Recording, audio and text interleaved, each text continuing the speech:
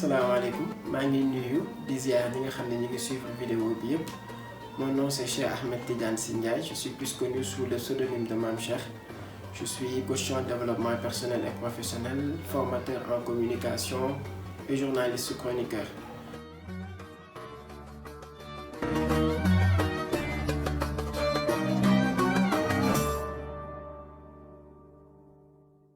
Je remercie déjà l'initiative qu'a eu Keparki, initiative consistant à vouloir remettre en avant et mettre en exergue surtout tout ce qui touche à la pensée de Serigne Cheikh Ahmed Tidiane Sy. Donc c'est dans le cadre de l'initiative allant vers le sens de célébrer la naissance de celui que j'appelle communément le tribun de Tivaouane, Serigne Cheikh Tidiane Sy, ce 29 décembre, qu'ils ont décidé de célébrer l'homme, notamment en mettant un accent sur tout ce qu'il a eu à enseigner.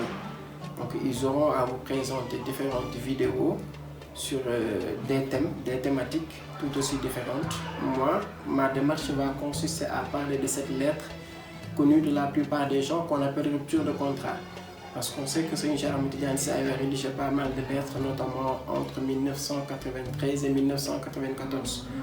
C'était pour lui une façon, d'un côté, d'enseigner tout ce qui se doit d'être connu quand on est musulman, partant, mais aussi et surtout quand on est ce qu'on pourrait appeler un universaliste ou un citoyen universel, un citoyen de ce monde. Donc quand on se sent comme appartenant à la conscience universelle, on ne peut pas ne pas s'intéresser à ce qu'il dit. Et parmi ces lettres, ils ont choisi rupture de contrat. Donc rupture de contrat, il faut comprendre déjà deux dynamiques. La première chose, c'est que, et nous le savons tous, je pense que nous aussi déglu Serigne Cheikh xam nañu loolu, dans sa démarche, il y a toujours le fait d'allier à la fois le religieux et le politique dans certains de ses enseignements. Parce qu'il a eu à citer dans l'une de ses lettres le fait que ce qui est valable pour un comportement politique l'est aussi pour un comportement religieux.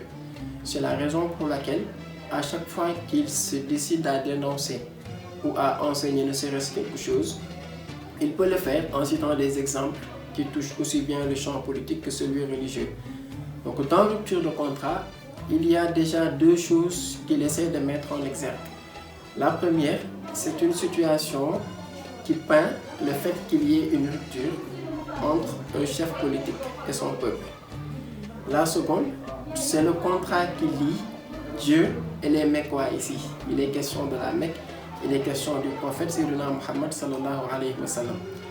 Sur le plan politique déjà, l'exemple qu'il donne ici, c'est le fait que déjà il a eu dans la toute première phrase à citer Seydi El Hadji Malick Sy, qui dit à Lamine Gueye qu'on ne peut pas, le contrat est rompu dès qu'on est chef politique et qu'on ne considère plus le pouvoir comme un instrument de travail. Ça veut dire tout simplement que faire de l'action politique, c'est déjà considérer sa responsabilité en tant que leader politique comme un tremplin qui puisse mener son peuple vers le salut. Donc, autrement dit, le contrat est tout simplement rompu entre le chef politique et le chef religieux, et le peuple. Donc dès que ce contrat est rompu, il parle de couronne qui n'a d'autre signification que le néant pour le leader politique. Il a eu à citer d'ailleurs d'autres exemples dans d'autres lettres. Il a eu à citer l'exemple d'un chef politique qui lui avait fait croire qu'il préfère mourir plutôt que de perdre un portefeuille ministériel. Et ce que Serigne Cheikh lui avait répondu, c'était tout simplement que c'est le protocole qui vous séduit et non le travail. Ce qui veut dire que dès qu'on a cette conscience en tant que leader politique, le contrat est tout de suite rompu avec le peuple. Il a eu à en parler dans d'autres lettres. Il a eu à citer le fait qu'on parle souvent d'État ou de pouvoir là où il n'y a qu'une mixture de mensonges et de folie. Donc c'est tout le temps dans la même dynamique allant dans le sens où c'est des leçons qui doivent être enseignées pour tous ceux qui s'intéressent de près à la chose politique. Mais c'est aussi et surtout une façon d'illustrer le contexte politique dans lequel nous étions au Sénégal au début des années 1990. On le sait tous, c'est un contexte qui était chaotique. Et c'est d'ailleurs la raison pour laquelle dans la lettre, il cite le parti. Donc par parti, il faut entendre le parti qui était au pouvoir.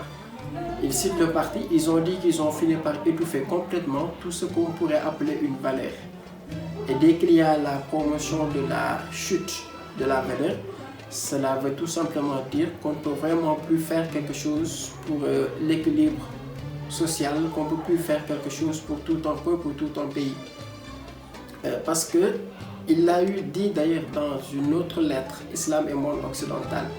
Il est de tradition que Dieu ne justifie l'existence d'une valeur que par sa rigueur.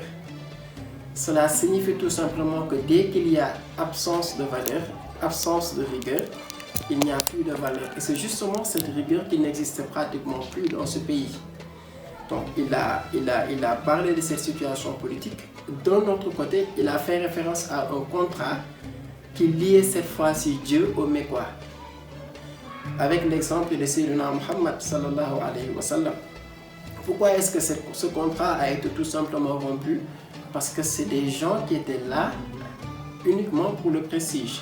C'est des gens qui étaient là et qui étaient là pour la promotion de ce que Serigne Cheikh appelait en wolof Reyu Fitra, Reyu protocole.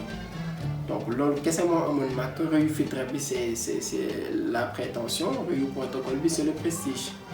Donc c'était des gens qui surfaient entre prétention et prestige et qui avaient du mal à comprendre le fait qu'on ait dépêché vers eux un prophète sallallahu alayhi wa sallam qui était là pour leur montrer le chemin. Donc il y a tellement d'exemples qui peuvent être cités par rapport au fait que ce contrat ait été rompu.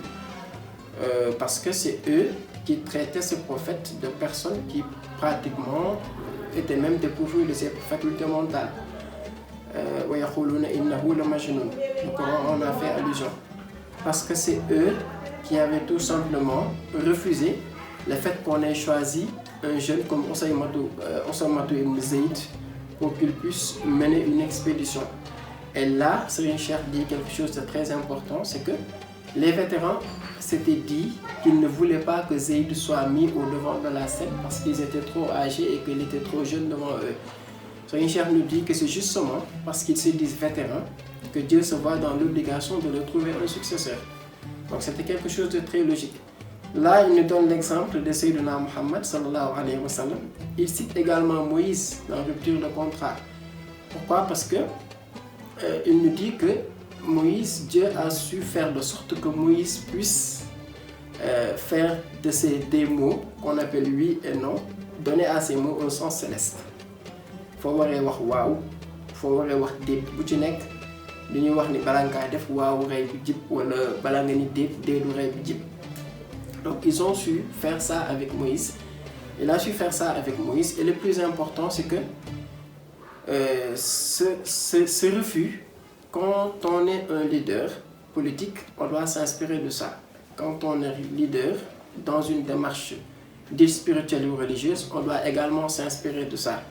Et ceci pour une raison très simple. Dire oui, mais par principe, en s'inspirant de ce que le ciel nous enseigne. Dire non, mais également par principe. D'ailleurs, c'est ce qui résulte de la philosophie de Serigne Cheikh. Wa abayta dina dofi la mustakbiran. À chaque fois que l'on se décide de dire oui ou non, qu'on refuse une chose en tout cas, qu'on le fasse par principe et non par prétention.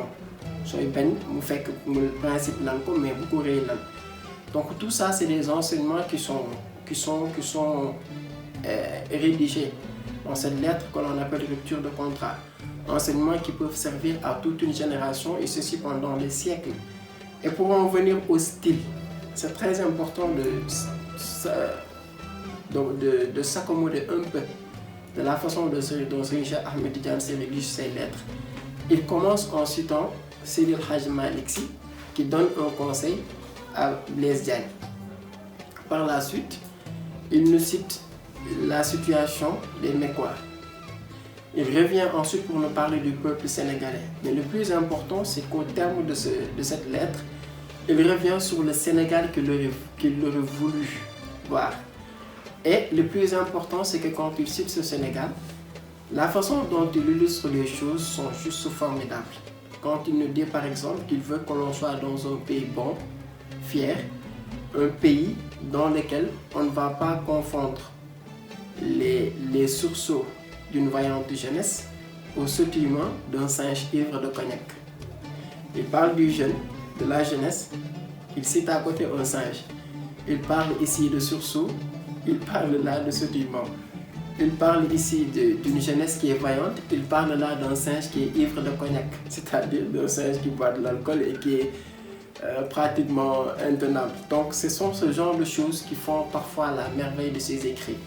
Mais il faut comprendre sa démarche, il faut s'y intéresser, il faut lire entre les lignes pour essayer de comprendre ce qu'il était en train de nous expliquer par rapport à la situation politique dans laquelle ce pays était, parce que c'était une situation extrêmement chaotique, par rapport aux situations qu'avaient vécues beaucoup de gens, qu'il s'agisse des Moustarchidines, qu'il s'agisse de tous ceux qui faisaient partie intégrante de ce peuple, qui avaient leur mot à dire et qui avaient vu à un certain moment leur volonté complètement étouffée.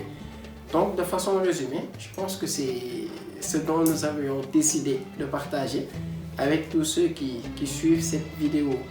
Nous tenons en tout cas à remercier Kepague pour cette initiative. Nous invitons tous les internautes, qu'ils soient intéressés par la religion en général, la spiritualité, qu'ils soient de la tariqa tijaniya ou d'une toute autre, qu'ils soient en tout cas intéressés par tout ce que les anciens, tout ce que les mouftis, tout ce que les érudits enseignent et qui va de pair avec ce dont un musulman a besoin pour pouvoir vivre sa religion de la façon la plus correcte qui soit. Donc nous invitons tout le monde à s'intéresser à ce que fait Kepague. Nous les encourageons dans leur démarche. C'est des jeunes qui sont très dynamiques, c'est des jeunes qui méritent quand même d'être encouragés. Et on vous remercie encore une fois d'avoir suivi cette vidéo. Merci beaucoup et à la prochaine.